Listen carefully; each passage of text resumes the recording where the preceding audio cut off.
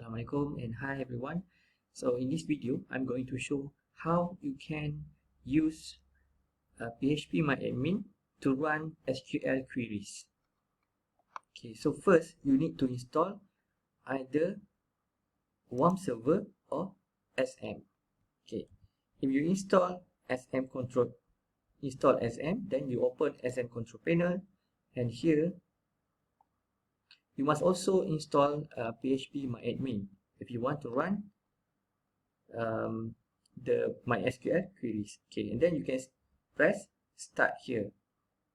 And then after that, when your MySQL already run, you can press admin here to open phpMyAdmin.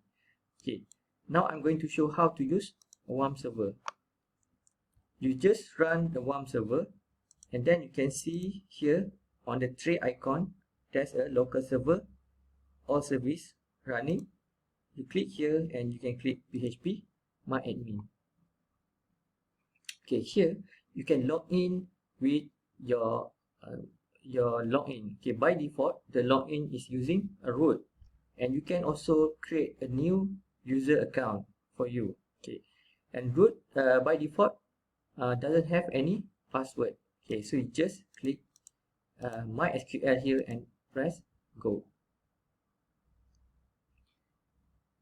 Okay, so you can see here on the left, these are the names of the databases, okay, which are information schema, MySQL, performance schema, and SYS. So first, where can we do the SQL queries? Here in the SQL column. Okay, let's look around first. Here you can see databases. Okay, these are the databases. If we are the database admin, then we can access the database from this point. But however, if you are using a system and then we need to access the database from the system, for example from our programming, then we need to use queries within the system. We need to call we need to access the data using these queries. Okay.